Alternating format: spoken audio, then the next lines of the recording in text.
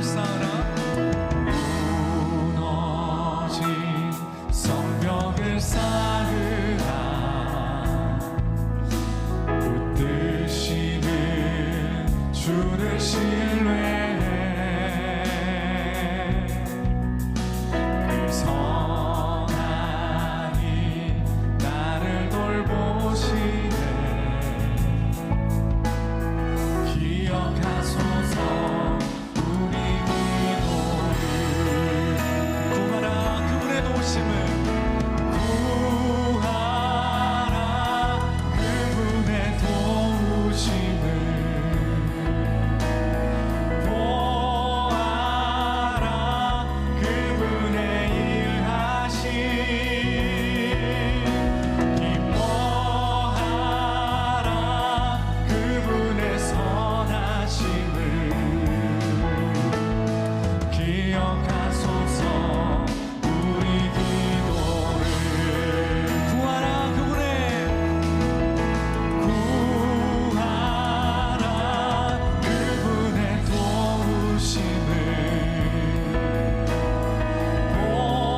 보아라 그분의 일하심.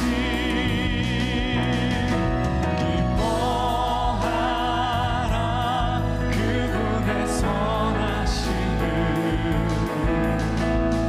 기억하소서 우리 기도를. 우리 다시 한번 이 절로 주님 앞에 고백합니다. 무너진 성벽을 쌓아라. 무너진 성벽을 쌓으라. 붙드시는 주를 신뢰해.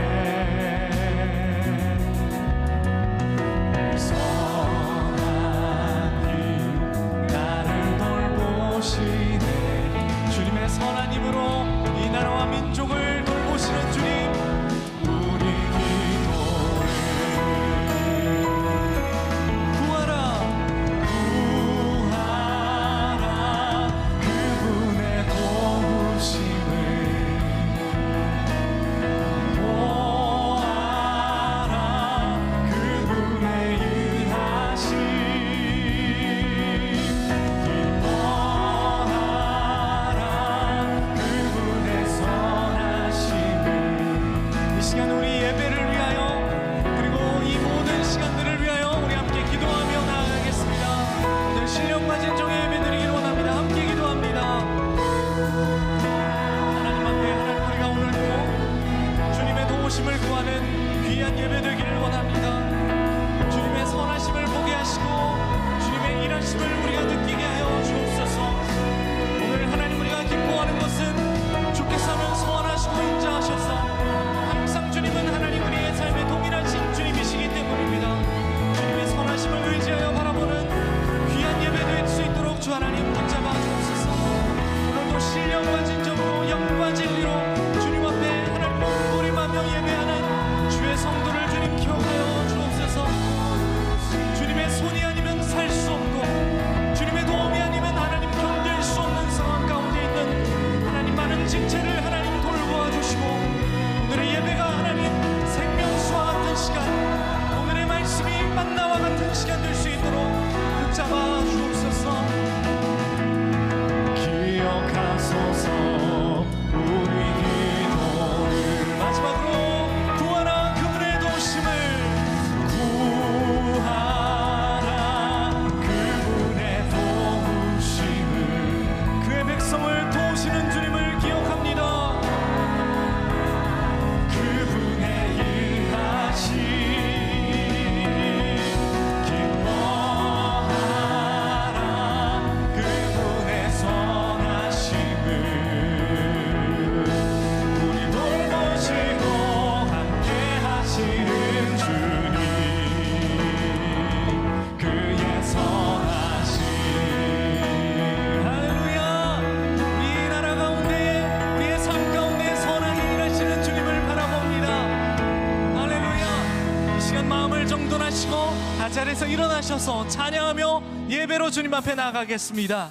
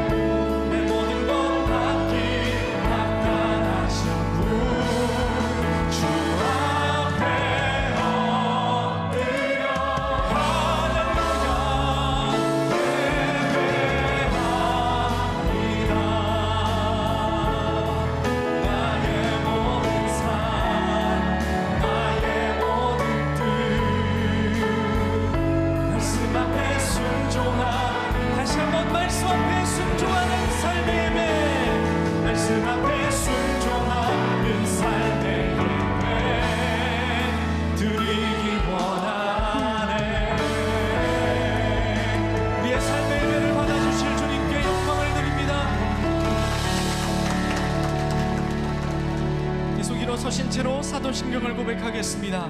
나는 전능하신 아버지 하나님 천지의 창조주를 믿습니다. 나는 그의 유일하신 아들 우리 주 예수 그리스도를 믿습니다. 그는 성령으로 잉태되어 동정녀 마리아에게서 나시고 본디오 빌라도에게 고난을 받아 십자가에 못 박혀 죽으시고 장사된 지 사흘 만에 죽은 자 가운데서 다시 살아나셨으며 하늘에 오르시어 전능하신 아버지 하나님 우편에 앉아 계시다가 거기로부터 살아있는 자와 죽은 자를 심판하러 오십니다.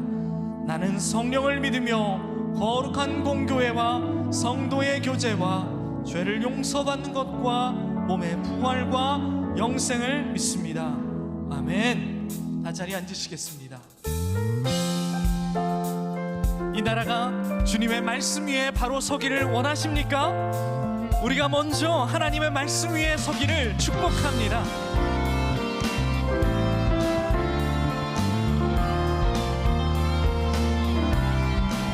주의 약속하신 말씀 위에서, 주의 약속하신 말씀 위에서 영원토록 주를 찬송하리라. 소리 높여 주께 영광 돌리며 약속 믿고 굳게 서리라. 주의 약속하신 말씀, 세상 염려 내게 엄습할 때에 말씀으로 힘써 싸워 이기며 약속 믿고 굳게 서리라. 성령의 검을 들고 구원의 투구를 쓰고 믿음의 방패와 진리의 띠로 말씀 위에 굳게 서리라. 성령의 검을 들고 구원의, 우리가 사모함으로 이 시간 찬양하고 예배하면 좋겠습니다.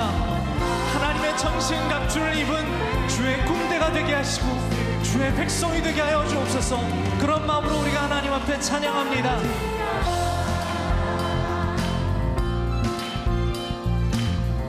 주의 약속하신 말씀 위에서, 주의 약속하신 말씀, 영원하신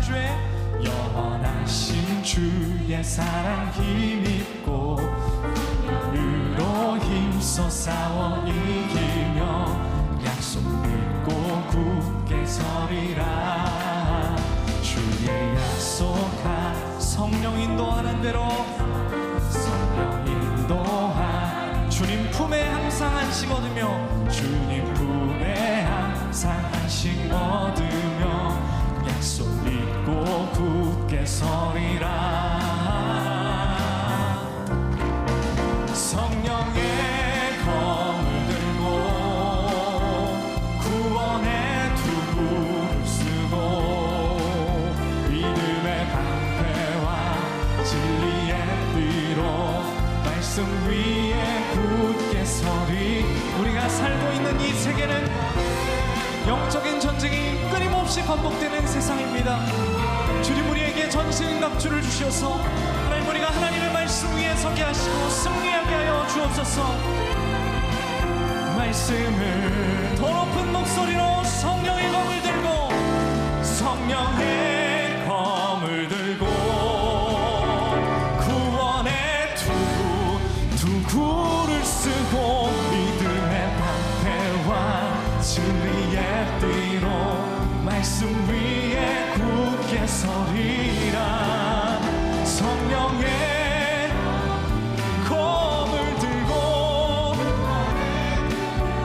투구를 쓰고 곧 하나님의, 우리 다시 한 번만 성령의 검을 들고, 성령의 검을 들고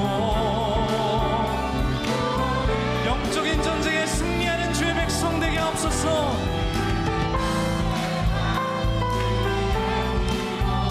말씀 위에 성령의 검을 들고 구원의 투구를 쓰고 곧 하나님의 말씀을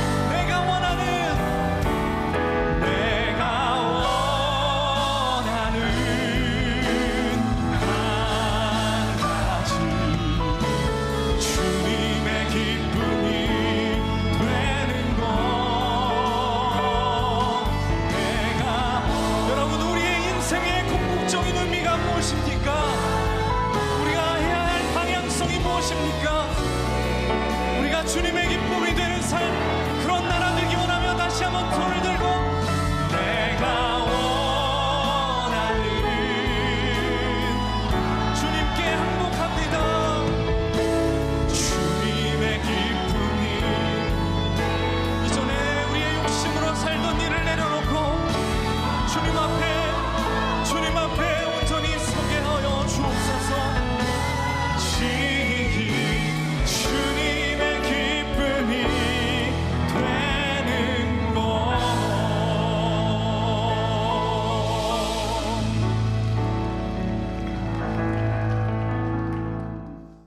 오늘 우리에게 주시는 하나님의 말씀은 느헤미야 13장 1절에서 15절, 23절에서 25절, 31절입니다. 느헤미야 13장 1절에서 15절, 23절에서 25절, 31절입니다.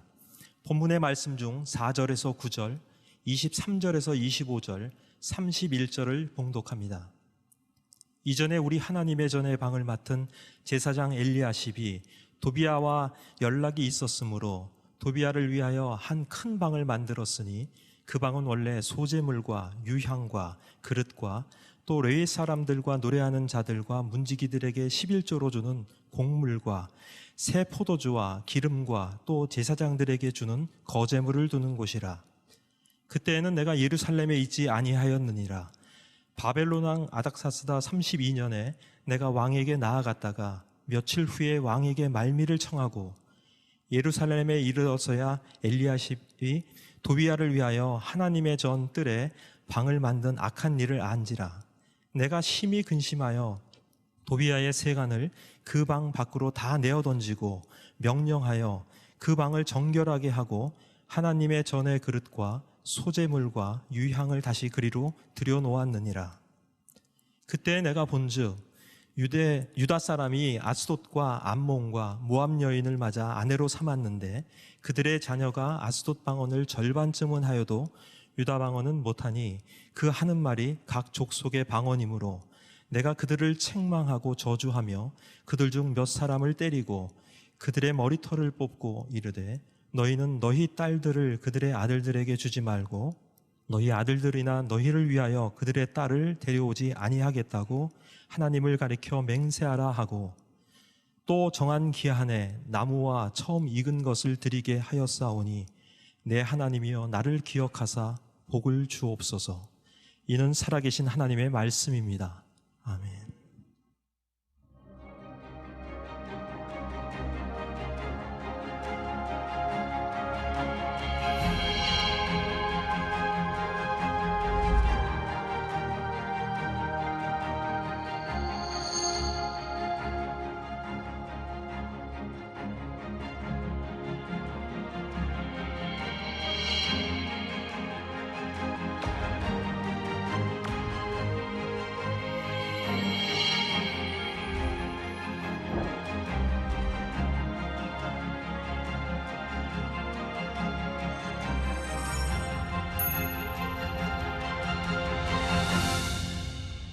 자, 오늘 말씀 앞에서 느헤미야 말씀을 가지고 나누는 마지막 시간입니다. 오늘 말씀의 제목은 말씀 앞에서 삶을 개혁하라.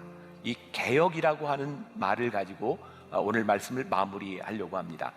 개혁이란 뭘까요? 삶을 바꿔놓는, 삶을 뒤집어 놓는 것이 개혁이겠죠. 자, 신앙적인 개혁이란 뭘까요? 저는 이렇게 생각합니다. 신앙적으로 우리들의 삶의 개혁이 일어난다고 하는 것은 내가 보았던 삶의 가치관이 아니라 하나님의 말씀 앞에서 우리들의 삶의 가치관을 다시 보는 거죠. 그래서 우리들의 삶의 신앙적 개혁이 일어난다고 하는 것은 우리들이 철저하게 하나님의 말씀 앞에 우리들의 삶을 가져가는 것입니다. 혹시 여러분들 펭귄을 아시나요? 네, 펭귄이 새인가요, 새 아닌가요? 그래, 고마워 얘들아. 저는 여러분들이 저 아이들 같았으면 참 좋겠습니다. 펭귄이 새인가요, 새 아닌가요? 예, 새예요. 펭귄이 새입니다. 근데 펭귄이 어떤 새냐면 새 중에 유일하게 하늘을 날지 못하는 새입니다. 그렇게 보면 이 펭귄은 굉장히 쓸모없는 새처럼 보입니다. 그런데요, 이 펭귄이 유일하게 물 속에서 날아다니는 새입니다. 그렇게 보면 꽤 괜찮은 새입니다.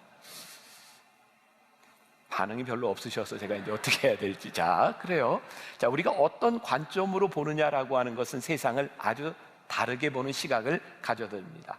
아주 오래된 농담인데 들어보셨는지 모르겠어요. 어떤 아버지가 딸을 데리고 레스토랑에 갔어요. 뭐 옛날에 레스토랑 하면 뭐 함박스테이크, 뭐 돈가스 이런 거 먹는 거잖아요. 딸과 아버지가 이제 앉아서 돈가스를 시켜놓고 이렇게 먹는데 분위기도 좋게 쫙 이게 아름다운 곡이 흐르고 있어요. 딸이 아버지에게 묻습니다. 아빠, 저 고기 무슨 고기예요? 근데 아빠가 쉽게 대답합니다. 돼지고기지. 이해를 하셨는지 모르겠어요. 네. 자, 제가 이렇게 원로 장로님들하고 종종 이렇게 모임에 가보면 원로 장로님들이 이야기를 하는데요. 저도 이제 그렇게 되겠죠. 이제 얼마 안 있으면 원로 장로님들이 이야기하는 모습을 가만히 보면 서로 자기 얘기를 합니다. 저는 중간에서 이분 얘기에 답해주고 이분 얘기에 답해주고 하는데 아무튼 공통 화제가 없이 계속 자기 이야기들을 하죠. 여러분 그 이유가 뭐라고 생각하세요? 남의 이야기가 들리지 않으면 자기 이야기를 계속 하게 되는 겁니다. 우리 인생이 또 그렇게 다 될 수밖에 없는 것 같아요. 자, 말씀을 적용해 봅시다. 우리들의 삶에 하나님의 말씀이 들리지 아니하고 우리들이 하나님 말씀 앞에 서지 않으면 우리는 자기의 소견에 오른 대로 우리의 일들을 계속 하게 될 것이라는 말입니다. 성벽을 완공하고 난 후에 예레미야가 제일 먼저 했던 일들이 무엇일까요? 우리는 지난 몇 주의 말씀을 통해서 보았어요. 레위 사람을 세우고 예배를 다시 회복하는 일이 있었어요. 수문학 광장에 모여서 사람들이 하나님의 말씀을 들을 때 회개하는 역사가 있었어요. 또 회개로 끝난 것이 아니라 이 말씀에 우리들이 어떻게 결단할까? 결단과 고백도 있었어요. 또 초막절, 장막절을 이렇게 다시 회복해서 이렇게 예배를 드리는 영적인 부흥의 운동이 일어나고 있었던 거죠. 자, 이게 우리들이 지금까지 보았던 느헤미야의 말씀인데 이 13장으로 와서 보면 완전히 이제 다른 이야기가 펼쳐지는 거죠. 뭐냐면 느헤미야가 성벽을 완공하고 이런 여러 가지 일들을 한 후에 다시 바사 왕국으로 돌아가 있었어요. 그리고 1년 만에 돌아와서 지금 이 13절의 일들이 일어나게 되는 거죠. 1년 만에 돌아왔는데 어떤 일이 일어났나요? 이스라엘 백성들이 또 예배에 소홀했고 성전을 괴롭히는 세상적인 가치관들이 휩쓸고 있는 것들을 보게 됩니다. 예레미야는 이스라엘 백성들에게 개혁이 필요하다. 너희들의 헌신을 게을리하지 말라고 말을 합니다. 느헤미야가 그 옛날에 성벽이 무너졌다는 소리를 듣고 울며 기도하며 달려왔던 것처럼 회복된 이 성전 안에서 다시 이스라엘 백성들의 영이 무너졌다는 소식을 듣고 신앙을 개혁하기 위하여 다시 예루살렘에 돌아온 것입니다. 자, 오늘 이 시간에 우리들이 개혁해야 될 것이 무엇인지를 우리들이 분명히 보아야 될 것 같아요. 느헤미야 13장은 느헤미야의 종교 개혁이 일어나는 사건입니다. 개혁은 우리들의 삶에 한 번만 일어나면 될까요? 그렇지 않습니다. 2000년 기독교 역사를 통해 봐도 끊임없는 개혁의 역사들이 일어나고 있는데 이 개혁은 우리들의 신앙에 일회적으로 끝나는 것이 아니라 반복적으로 우리들의 삶에서 지속되어야 되는 것이 개혁입니다. 이 타락한 백성들을 바라보며 느헤미야는 소망을 놓지 않았어요. 자, 느헤미야 13장 1절과 2절 말씀 보겠습니다. 같이 봅니다. 시작. 그날 모세의 책을 낭독하여 백성에게 들렸는데 그 책에 기록하기를 암몬 사람과 모압 사람은 영원히 하나님의 총회에 들어오지 못하리니 이는 그들이 양식과 물로 이스라엘 자손을 영접하지 아니하고 도리어 발람에게 뇌물을 주어 저주하게 하였습니다. 그러나 우리 하나님이 그 저주를 돌이켜 복이 되게 하셨다 하였는지라. 자, 여러분 성경 통독 다 잘 하고 계시죠? 이번 주에 모세오경, 창세기, 출애굽기, 레위기, 민수기, 신명기 어려운 부분이 다 이제 끝나갑니다. 여기까지 견디신 분들 참 대단하고 또 여러분들이 여호수아부터 이제 새롭게 이제 시작하면 좋겠어요. 자, 여러분들이 출애굽기와 레위기와 민수기를 여러분들이 보신 분이라면 발람과 발락이라는 사람이 나왔던 것을 기억하실 거예요. 발락 왕이 이스라엘 백성들이 이 광야를 지나 가나안으로 들어가지 못하도록 발락이라는 선지자를 데려다가 그들을 저주하라고 시키죠. 뭐 돈을 줘서도 시키고 회유하지만 발람은 하나님께서 주신 그 말씀을 그대로 선포합니다. 저주하라고 이야기를 했는데 이 발람 선지자를 통하여 하나님이 축복하시는 말을 하게 된 거예요. 오늘 느헤미야가 뭐라고 이야기하냐면 여러분들이 지금 처한 상황에 대하여 너무 낙담하지 마십시오. 하나님께서 발람을 통해 저주하라고 하신 것을 축복으로 바꾸신 하나님께서 여러분들의 삶을 바꾸어 주실 것입니다. 여러분들이 회개해야 될 모든 많은 내용들이 있을 것입니다. 그러나 그것에 절망하지 마십시오. 하나님께서 여러분들의 삶을 바꾸어 주실 것입니다. 오늘 예배하는 여러분들 가운데 절망, 여러분들이 하나님 앞에 범죄함, 우리들의 불의함, 이런 일을 가지고 있을지라도 여러분들 절망하지 마십시오. 하나님께서는 여러분들의 삶을 바꾸어 주실 분이시기 때문입니다. 저는 어거스틴이라는 교부를 참 좋아합니다. 어거스틴은 하나님의 선하심에 대하여 이야기한 사람입니다. 그 당시 사람들이 어거스틴에게 이런 질문을 하죠. 하나님이 선하시다면 우리들이 살아가면서 겪는 이 악이라고 하는 문제를 어떻게 설명할 수 있겠습니까? 우리는 실제 이 세상에서 악한 일들을 경험하고 살아가거든요. 어거스틴이 유명한 말을 합니다. 하나님은 악도 선용하시는 분이십니다. 하나님은 악을 바꾸어 선으로 바꾸시는 분이십니다. 오늘 우리가 이 하나님 앞에 서 있다고 하는 것이 왜 소망인지를 우리들이 깨닫게 되는 거죠. 자, 개역의 내용을 보겠습니다. 성전 중심에서 도비야를 몰아내는 일로부터 시작합니다. 예레미야가 예루살렘에 왔을 때 깜짝 놀랄 일이 일어나죠. 하나님의 전에는 한 골방이 있어요. 어떤 방이냐면 소재물과 유향과 기명과 11조를 거두어 드리는 그런 방이었어요. 그런데 그 당시에 제사장이라고 하는 사람이 도비야에게 이 방을 내준 거예요. 어떤 이유였을까요? 아마도 이 도비야라고 하는 세상 권력을 가진 사람과 제사장이 결탁했거나 아마 그 둘 간에 뭔가 이런 내통이 있었던 것 같아요. 여러분 도비야의 이야기는 벌써 몇 번 들으셨죠? 기억나세요?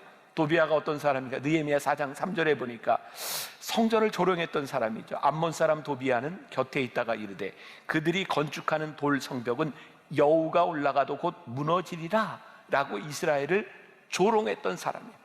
근데 이 사람은 뭘 가지고 있어요? 세상의 권력을 가지고 있어요. 그런데 이 제사장이 세상의 권력과 야합하여 성전의 방을 내어주었다는 거예요. 오늘 개혁에 대한 이야기를 하면서 저는 여러분들의 삶에 일어나야 될 개혁도 참 많이 있지만 먼저 선행되어야 되는 것이 있다. 그게 뭐냐면 제사장, 목회자의 개혁에서부터 일어나야 되는 일이다. 여러분 이 개혁이 일어나야 되는 중요한 중심 가운데 뭐냐면 제사를 드리는 예배를 인도하는 제사장부터 그리고 모든 회중에 이르기까지 하나님의 말씀으로 서야 된다는 거죠. 예배는 무엇일까요? 하나님이 드러나야 되는 거예요. 여러분 교회가 타락하게 되는 중요한 원인들 가운데 하나가 뭐냐면 예배 가운데서 하나님이 드러나지 않고 세상의 권력과 힘이 드러나기 시작할 때 교회 역사 가운데 교회는 타락했어요.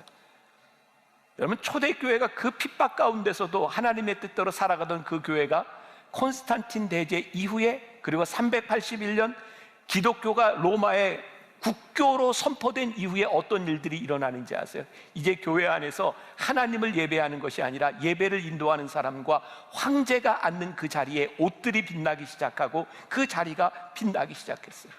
그런데 오늘 한국 교회에서도 동일한 일들이 일어나고 있는 거죠.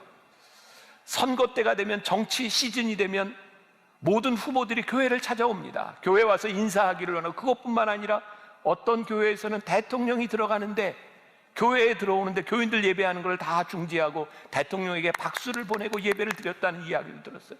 아니, 세상에 이 성전 안에서 예배를 드리는 우리 가운데 하나님 아버지가 드러나야 되는데, 하나님이 드러나지 않고 권력에 의하여 예배가 방해받는 것들, 예배에 방해가 되는 그 어떤 세상의 세력과 야합해서는 안 된다고 하는 것을 이 느헤미야가 성전을 개혁하며 보여주고 있어요. 자, 그럼 느헤미야는 어떻게 성전을 개혁했을까요? 느헤미야 13장 8절과 9절 말씀. 자, 같이 봅니다. 시작. 내가 심히 근심하여 도비아의 세간을 그 방 밖으로 다 내어 던지고 명령하여 이 방을 정결하게 하고 하나님의 전에 그릇과 소재물과 유향을 다시 그리로 들여 놓았느니라. 한번 이 모습을 생각해 보세요. 느헤미야 보면 우리가 지금까지 보았던 그 모습이 이런 과격한 모습이라기보다는 하나님 앞에 눈물을 흘리고 회개하고 백성들을 권면하던 느헤미야의 모습이 보여지는데, 오늘 느헤미야가 굉장히 과격합니다. 도비아의 세간을 방 밖으로 내어 던집니다. 무엇이 떠오르나요? 저는 퍼뜩 떠올랐던 게, 예수님께서 성전을 개혁하시기 위해서 성전에서 채찍을 휘두르시던 모습이 생각나요. 오늘 개혁이라고 하는 말을 쓰고 있습니다. 여러분, 우리들이 하나님 앞에 우리들의 삶이 예배를 드리지 못했던, 우리의 예배를 방해했던 이 모든 것들을 개혁한다고 하는 것은 아주 과격하게 우리들의 삶에서 이루어져야 하는 것이죠. 여러분, 거룩함은 거룩함으로 존재해야 되는 겁니다. 우리들이 예배를 거룩하게 구별해야 된다고 하는 것은 이 예배가 거룩하게 구별되어야 하기 때문입니다. 오늘 말씀을 마무리하는 이 시간, 이 시리즈 마지막 시간에 하나님, 우리들이 하나님의 말씀 앞에서 우리들의 삶과 우리들의 신앙에 개혁해야 될 것이 무엇인지를 바로 보게 하여 주옵소서. 오늘 첫 번째 개혁의 대상이 되었던 것이 도비야, 성전을 더럽히는 것을 내쫓았던 일들이 일어났다는 거예요. 자, 오늘 여러분들의 삶에 적용하십시오. 하나님 앞에 드리는 예배를 방해하는 그 타협했던 그것이 무엇인지를 우리의 마음속에서 우리들이 쫓아내야 되는 것이죠. 제가 어떤 분을 통해서 들은 이야기입니다. 그분이 다니는 회사 사장이 신앙을 가지게 됐고 신앙생활을 잘하게 되었대요. 그리고 예수를 믿은 지 처음 안 되는 사람들의 특징이 간증을 많이 하는 거죠. 그리고 이분은 이런 꿈을 가지게 된 거예요. 열심히 일해서 크리스찬 기업을 만들어 가야 되겠다. 그런데 이분이 술을 굉장히 좋아하는데 술을 끊지 못한 거죠. 역시 이제 회사에서 이제 회식 시간도 있고 한데, 되게 회식 시간에 폭탄주 이렇게 많아요, 이렇게 많아요. 네, 폭탄주를 말아서 먹어요. 이분은 술이 취해서 벌겋게 달아오르면 그때부터 간증을 하기 시작하는데, 그 간증이 맨정신보다 술 먹었을 때 훨씬 더 은혜스럽대요. 그리고 이분도 안 돼요. 내가 술만 끊으면 된다고 하는 것을. 자, 지난주에도 제가 그런 얘기 했나요? 우리가 술을 먹고 안 먹고가 우리들의 구원의 문제는 아닙니다. 그러나 술을 먹는 장소가 하나님을 예배하는 사람으로서 적절한 장소인지, 술을 함께 먹는 사람이 하나님을 예배하는 자로 살아가는데 올바른 관계를 맺고 있는지, 우리들의 삶의 중심 가운데 우리들의 삶의 패턴들을 제대로 바라보아야 되는 거죠. 지난해 제가 어떤 대학교에 이렇게 설교를 하고, 설교를 온라인으로 하고 마친 다음에 그 학생의 아이들과 함께 생방송계 인터뷰를 하게 되었어요. 한 학생이 저에게 이렇게 묻더라고요. 목사님에게 주식과 비트코인은 무엇인가요? 그리고 우리들이 주식과 비트코인을 하는 것에 어떻게 생각하나요? 여러분, 지금 경제를 살아가는 여러분들에게 주식이라고 하는 것, 조금 더 이제 젊은 층에는 비트코인이라고 하는 것이 굉장히 필요하고 우리들의 삶에 접근해 와 있는 것이 사실입니다. 저는 신앙적으로 이런 생각을 합니다. 주식을 투자하는 것, 자본주의 사회를 살아가고 있는 우리들에게 하등에 잘못될 것이 없습니다. 그러나 주식이나 비트코인에 투자하는 사람이 아니라 거기에 투기하는 사람이 될 때 그의 마음 가운데 완전히 다른 것이 들어오게 되죠. 제가 학생들에게 인터뷰하면서 이런 얘기를 했습니다. 나는 주식과 비트코인 그것이 잘못됐거나 그것이 죄악이라고 생각하지 않는다. 그러나 내가 목사로 살아가면서 목회를 하면서 주식과 비트코인을 하면 나는 목회를 제대로 할 수 없을 것 같아서 하지 않는다. 여러분들 오해하지 마십시오. 다시 말하지만 주식이라고 하는 것이 악이라고 하는 것이 아닙니다.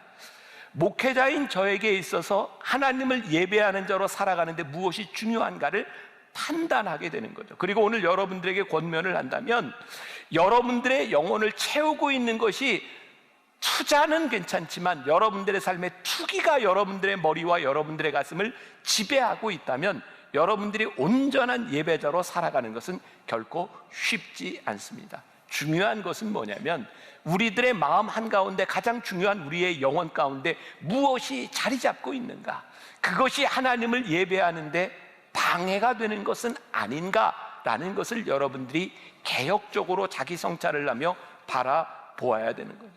제가 오늘 여러분들에게 드리고 싶은 말씀입니다. 우리가 예배자의 삶을 살면 아직 부족하지만 우리들에게 가능성이 있다고 저는 믿습니다. 왜? 하나님이 우리를 바꾸실 것이기 때문입니다. 그러나 하나님 앞에 우리들이 서지 않는다면 우리들의 영이, 우리들의 영성이 하나님의 말씀 앞에서 예배자로 서지 않는다면 우리들이 어떻게 하나님 앞에 올바른 사람으로 살아갈 수 있겠습니까? 도비아에게 방을 내놓은 이스라엘의 종교 생활은 헌금 생활에서부터 문제가 있었어요. 지난주에도 제가 말씀드렸죠. 요즘은 강단에서 헌금, 돈 이야기를 하는 게 아직도 저런 이야기를 해? 이렇게 말하는 사람이 있을 정도로 참 힘든 얘기입니다. 근데 저는 분명히 이렇게 믿습니다. 우리들의 삶에, 우리의 인생의 실제 생활에 가장 중요한 것 중에 하나가 돈 아닙니까? 그렇게 중요하게 생각하는 돈에 대한 문제를 우리들이 올바로 신앙적으로 올바로 정립하지 못한다면 우리가 어떻게 돈에서부터 자유로울 수 있겠습니까? 언젠가 제가 돈에 대한 설교를 하면서 그런 이야기를 한 적이 있어요. 여러분 돈을 사랑하세요? 물어보는 겁니다. 돈 좋아요? 돈 사랑하세요? 여러분 돈을 사랑하는 것은 짝사랑입니다. 왜? 돈은 여러분들을 별로 안 사랑해요. 근데 여러분들이 자꾸 돈을 사랑하잖아요. 짝사랑은 가슴 아픈 겁니다. 이 어거스틴이 그런 이야기를 했어요. 돈은 우리의 사랑의 대상이 아니라 돈은 우리들이 사용해야 될 것이라. 여러분들이 돈을 지배할 수 있는, 돈을 사용할 수 있는 사람이 되어야지 여러분들이 돈을 사랑하는 사람이 되면 그 돈으로 인하여 우리들이 얼마든지 잘못될 수 있는 거죠. 자, 느헤미야 13장 10절. 내가 또 알아본즉 레위 사람들이 받을 몫을 주지 아니하였으므로 그 직무를 행하는 레위 사람들과 노래하는 자들이 각각 자기 밭으로 도망하였기로. 지금 어떤 일이 일어났어요? 지난주 말씀과 이게 지금 연관이 되는 거예요. 이스라엘 백성이 출애굽했을 때 하나님이 다른 지파에는 다 땅을 주셨는데 레위 지파에는 땅을 주시지 않았어요. 왜? 너희들은 성전을 섬기는 일을 해라. 그래서 다른 지파에서 레위 사람들을 도와줘야 생활이 가능한 거예요. 그런데 이들이 그 일들을 하지 않았어요. 그런데 이 레위인들도 문제죠. 돈이 없다고 성전을 떠나서 다 도망가 버린 거예요. 그리고 문제가 뭐예요? 하나님 앞에 올바로 돈을 드림과 사용을 하지 못하는 사람들로 인하여 돈에 대한 올바른 가치관이 세워지지 아니하니까 거룩하신 하나님의 것에 손을 대는 사람들도 생기기 시작했어요. 여러분, 우리가 거룩함 앞에 서면 우리들이 정직이 회복되는데, 거룩한 분 앞에서만이 우리들의 더러움들이 드러나는데, 우리들이 하나님의 말씀 앞에 서지 않으면 우리들에게 거룩함이 회복되지 않는, 저뿐만 아니라 여러분들도 동일한 고백이라고 생각해요. 저에게 있는 두려움이 있어요. 뭐냐면 저도 목회를 시작하면서 만나교회 담임 목사로 제가 사역을 하면서 제가 하나님 앞에 다짐하고, 하나님, 제가 이런 것은 지키는 사람이 되겠습니다 라고 생각을 하는데 그런 것들을 흔드는 일이 생기는 거죠. 모르겠어요. 제가 여러 가지 흠이 있고 제가 부족한 것이 많이 있지만 제가 한 가지 지키려고 했던 게 뭐냐면, 하나님, 제가 만나교회 담임 목사로서 사역을 하면서 외부에서 설교를 하든 강의하든 제가 외부에서 받는 이 사례비들은 제가 가지지 않고 교회에 헌금을 하겠습니다. 왜냐하면 제가 돈을 모으는 것으로 인해 제가 흐트러지지 않는 사람이 되었으면 좋겠습니다. 저의 기준이었어요. 또 하나, 저는 참 결혼 주례를 많이 합니다. 그러다 보니까 하나님, 제가 결혼 주례하는 주례비를 받으면 결혼을 주례하는 것이 정말 저에게 일이 될 것 같습니다. 일해서 돈 버는 것처럼. 그래서 주례비를 내가 쓰지 않고 헌금으로 해야 되겠다 결심했어요. 그러니까 결혼 주례를 적게 할수록 좋은 거예요. 아이고, 내가 버는 것도 아닌데 죄송해요. 결혼 주례 안 하겠다 이런 얘기 아니에요. 또 오해하지 마세요. 그랬어요. 근데 제가 이렇게 나이가 들고 나도 은퇴를 해야 될 때가 오는구나 이런 생각을 하면서 종종 그런 생각이 든다. 내가 진짜 끝까지 이렇게 해야 돼? 제 마음속에 그런 마음이 드는 거예요. 어제 토요일 날 우리 성도 중에 한 분이 우리 교인은 아니죠. 제가 열어봤을 때 큰 헌금을 가져와서 저에게 목사님이 원하는 대로 이 헌금을 쓰세요 라고 했을 때 제가 바로 재무부의 직원을 불러서 이거 바로 헌금으로 입금을 하시고 이 헌금을 어떻게 쓸지. 우리들에게 돈이라고 하는 것이 없으면 죄를 짓지 않습니다. 그 돈이 우리들 가운데 들어오기 시작하고 이 돈을 내가 어떻게 사용해야 될까? 그 사용에 대하여 여러분들의 삶에 하나님의 말씀 앞에 서지 않으면 이 돈을 사용하는 일들이 얼마든지 우리의 마음을 흔들어 놓을 수 있는 거예요.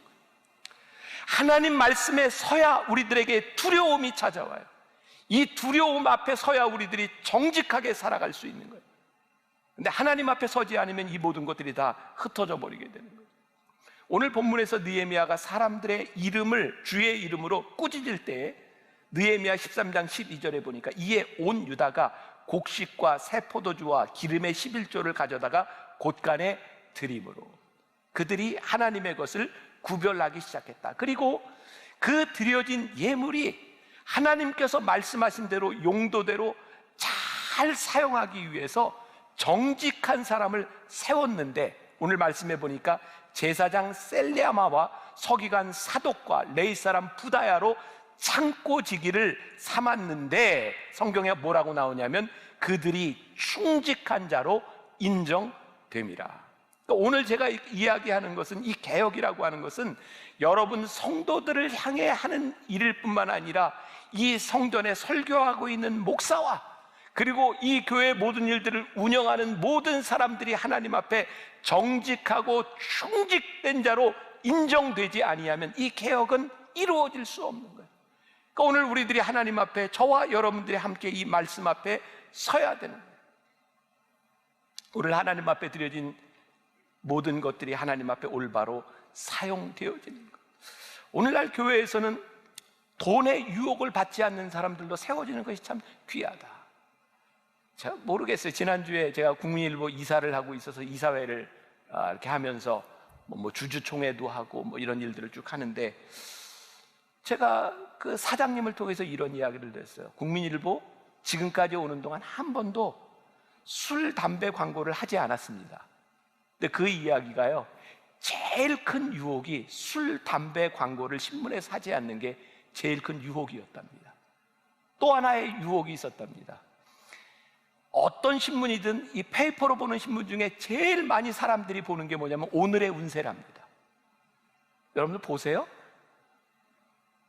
여기는 전혀 해당이 안 되는 거예요. 12간지를 가지고 그렇죠. 오늘의 운세를. 근데 이 국민일보가 이거 오늘의 운세를 내지 않는 것도 굉장히 큰 결단이었다는 이야기를 들었어요. 제가 그 이야기를 들으면서 내가 좀 알지 못했던 새로운 부분들을 깨닫게 되었구나. 우리들의 삶에 하나님 앞에 이것만은 구별합니다 라고 하는 이 구별이 우리를 지킬 수 있는 것이구나. 도비아에게 거룩한 성전의 방을 내놓았던 이스라엘은 이제 하나님의 날도 구별하지 않게 되었어요. 자, 느헤미야 13장 15절에 보니까 이렇게 되어 있습니다. 그때 내가 본즉 유다에서 어떤 사람이 안식일에 술틀을 밟고 곡식단을 나귀에 실어 운반하며 포도주와 포도와 무화과와 여러 가지 짐을 지고 안식일에 예루살렘에 들어와서 음식물을 팔기로 그날에 내가 경계하였고, 여러 것들이 무너지기 시작하는 거죠. 물질에 대한 가치관도 무너지고 하나님의 날을 구별하여 드렸던 그 구별도 무너져 버린 거죠. 저는 이 타협이라고 하는 것은 아주 작은 부분에서부터 시작하는데 우리들의 삶의 신앙의 개혁이 일어나지 않으면 우리는 참 세상의 작은 것들과 쉽게 타협하기 시작합니다. 근데 타협은 시작이 그렇지, 타협하기 시작하면 와르르르 무너집니다. 제가 언젠가 그런 이야기를 했어요. 안식일을 한 번도 범하지 않은 사람은 끝까지 범하지 않을 것입니다. 무슨 얘기인지 이해가 돼서 나는 한 번도 범하지 않는다. 그 사람들은 자기를 지킵니다. 무너지는 것은 한 번에서부터 무너져 내리는 거예요. 그런 얘기 들어보셨죠? 그 사막을 여행하는 사람들이 낙타를 데리고 여행을 하는데 밤이 되면 춥습니다. 텐트를 치고 자요. 낙타는 밖에서 잡니다. 근데 자다 보면 낙타가 추우니까 이렇게 발을 싹 들이미는 때가 있답니다. 그때 발을 탁 쳐서 내보내야지, 그거를 용납하면 아침에 일어나 보면 텐트는 날아가 있고 낙타가 그 안에 들어가 있다는 이야기. 여러분, 무서운 이야기입니다. 낙타가 발을 들여놓으면 그 다음에 무릎을 들여놓고 그 다음에 낙타의 몸이 들어서면 텐트는 날아가게 되어 있는 겁니다. 우리들의 작은 타협들이, 저는 하나님께서 참 기가 막힌 타이밍에 이 느헤미야 말씀을 우리들로 하여금 함께 나누게 하셨다고 생각해요. 이번 코로나를 지나가면서 우리들이 참 많은 부분들, 작은 것들을 타협하지 않았습니까? 그런데 하나님께서 이제 우리들에게 다시 세우시기를 원하신 것이 있는 거예요. 너희들이 하나님 앞에 어떤 신앙의 자세로, 어떤 믿음의 생활을, 너희들이 어떻게 살아가야 될지 너희들의 삶의 원칙을 청하라고 하는 거예요. 자, 도비아에게 방을 내주었을 때 이 안식일을 범하는 것뿐만 아니라 또 다른 문제, 가정이 깨어지는 문제들이 일어났죠. 자, 느헤미야 13장 23절부터 25절 같이 봅니다. 시작. 그때 내가 또 본즉 유다 사람이 아스돗과 암몬과 모압 여인을 맞아 아내로 삼았는데 그들의 자녀가 아스돗 방언을 절반쯤은 하여도 유다 방언은 못하니 그 하는 말이 각 족속의 방언이므로 내가 그들을 책망하고 저주하며 그들 중 몇 사람을 때리고 그들의 머리털을 뽑고 이르되 너희는 너희 딸들을 그들의 아들들에게 주지 말고 너희 아들들이나 너희를 위하여 그들의 딸을 데려오지 아니하겠다고 하나님을 가리켜 맹세하라 하고, 이 말씀 중에 여러분들은 어디에 이렇게 적용이 되는지 모르겠어요. 저는 왜 때리는 것까지는 괜찮은데 머리털까지 뽑았을까? 그게 저에게 들어와요. 여러분들에게 아들과 딸 어떤 부분이 여러분들 머리에, 여러분들의 마음에 들어오는 말씀일까요? 이 말씀을 우리들이 잘 이해할 필요가 있습니다. 이 말씀은 단순히 이방인, 하나님을 믿지 않는 사람들, 그것에 대한 금기, 이런 말씀은 아닌 것 같다는 생각을 합니다. 왜냐하면 성경에 나오는 예수님의 족보 가운데 이스라엘 백성들이 여리고성에 처음 들어갔을 때의 기생 라합을 구원해서 그 라합의 씨에서부터 예수님이 나오게 되니까, 또 모압 여인 룻을 통해서, 보아스를 통해서 하나님께서 다윗과 그 후손들 예수님이 나오게 하셨으니까 이것은 이방인이면 전혀 가능성이 없다, 이건 절대 이런 뜻은 아니라는 생각이 들어요. 그럼 이 말씀은 무슨 의미일까? 타협하지 말라는 거예요. 여러분들이 자녀들, 아들과 딸 결혼을 시킬 때 혹시라도 여러분들이 그 자녀들 결혼 대상자로 보면서 우리들의 마음속에 타협이 일어나지 않도록, 그래 뭐 선교도 가는데 결혼해서 선교해라, 뭐 이런 마음으로 보내는 것, 혹시 그 마음 중심에 우리들이 인간적으로 생각하고 있는 어떤 조건들과 타협이 있는지를 봐요. 저는 분명히 믿는 게 있어요. 타협이 아니라 내가 그 사람을 사랑하고 그 영혼에 대한 사랑이 있다면 하나님께서 분명히 그 사람을 통하여 역사하시고 변화시켜 주실 거예요. 단순히 외적으로 예수를 믿는다고 하는 것보다 더 중요한 것이 있는데, 하나님, 거룩한 가정이 되기 위하여 성경적 가치관을 가지고 우리들이 어떻게 하나님의 자녀가 되어가는가, 이것이 우리들에게 훨씬 중요하다는 거예요. 자, 여러분들 생각해 보세요. 느헤미야가 이 말씀을 백성들에게 이야기하고 개혁을 일으킬 때 이 말이 쉬웠을까요? 아닐 겁니다. 누군가 찔리는 사람도 있고, 이 느헤미야가 강하게 그들을 질책하는 것이 아마 그 듣는 사람보다 그 말씀을 전하는 느헤미야가 훨씬 더 아팠을 것이라는 생각을 합니다. 저도 오늘 여러분들에게 동일한 마음으로 말씀을 전합니다. 하나님, 제가 설교를 한다고 하는 것, 제가 말씀을 전한다고 하는 것이 무엇입니까? 하나님의 백성을 사랑하는 마음으로 하나님의 말씀을 전하는 것이 설교가 아니겠습니까? 그것이 우리의 마음을 아프게 한다 할지라도 하나님의 백성을 사랑하는 마음으로 하나님의 말씀이 우리들에게 선포되어야 되는 것이 아니겠습니까? 오늘 결론으로 갑니다. 부패할 것이냐 새로워질 것이냐. 하나님이 사용하시는 도구, 하나님이 사용하시는 사람은 어떤 사람일까요? 성경은 늘 일관성 있게 우리들에게 말하고 있습니다. 하나님은 하나님의 방법대로 하나님의 뜻대로 살아가는 사람을 하나님이 쓰시고 하나님의 도구가 될 수 있다는 거예요. 성경에 그런 표현이 있죠. 하나님께서 질그릇에 보화를 담으신다.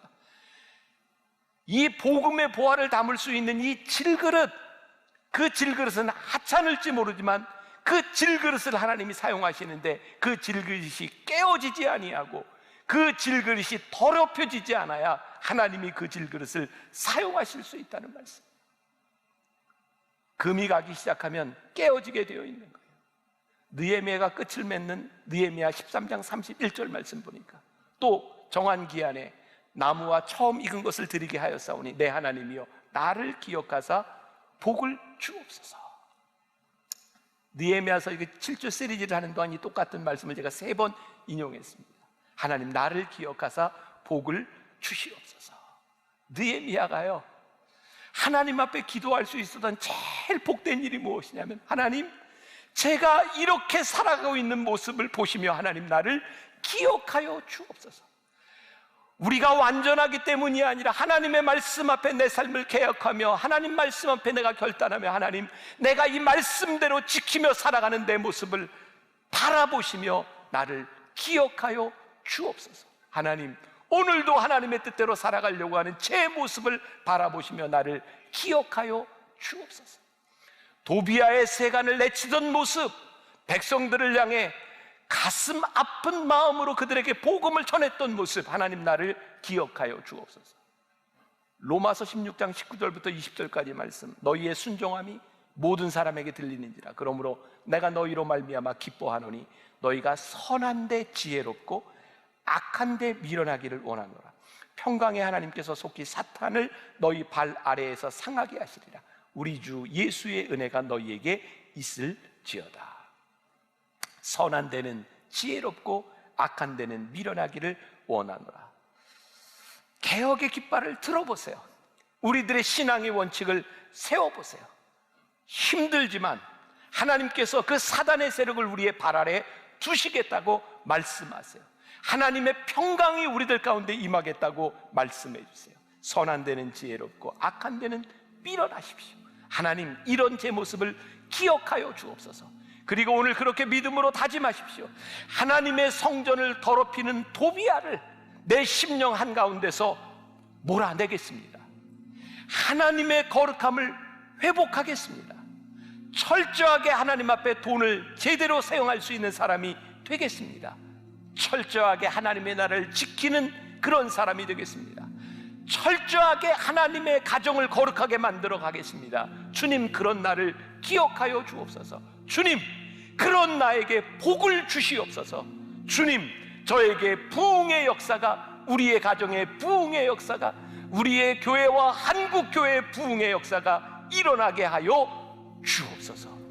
오늘 하나님의 말씀 앞에서 우리의 삶을 개혁하는 역사가 일어나기를 주님의 이름으로 간절히 축원합니다. 우리 같이 찬양합시다. 나 주님의 기쁨 되기 원하네.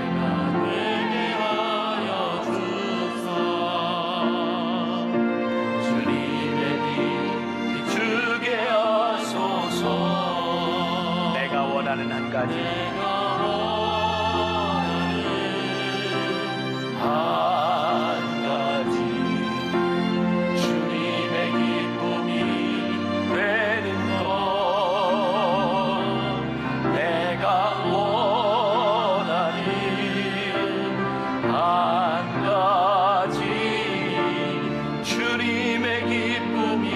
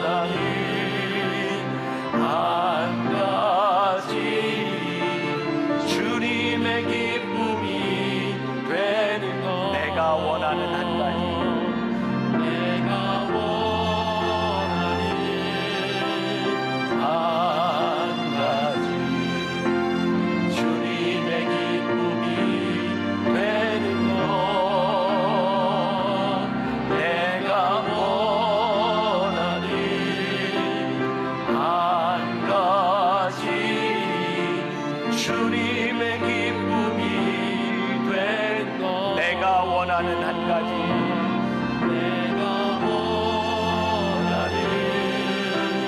한 가지 주님의 기쁨이 되는 것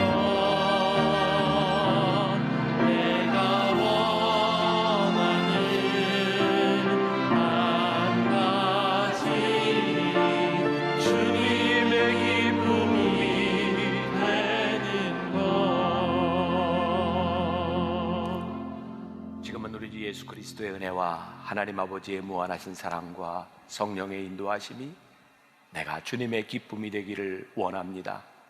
내 마음이 주님을 향하여 올바로 세워지기를 원합니다. 나의 삶이 주님 앞에 온전히 세워져 개혁되기를 소원합니다. 다짐하며 세상으로 나가는 당신의 사랑하는 모든 백성들 위해 지금부터 영원까지 함께 하시기를 간절히 축원하옵나이다. 아멘. 지금은 미디어 선교를 위한 헌금 시간입니다.